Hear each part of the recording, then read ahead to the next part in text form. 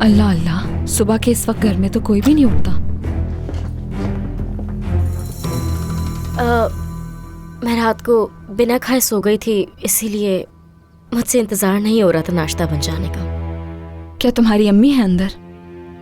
हाँ अम्मी है, मगर तुम्हें इंतजार करने की जरूरत नहीं है, अपने कमरे में चली जाओ। नहीं नहीं, मैं इंतजार कर लूंगी।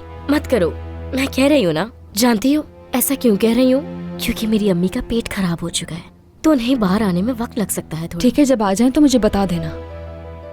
हाँ बिल्कुल, बता दूंगी।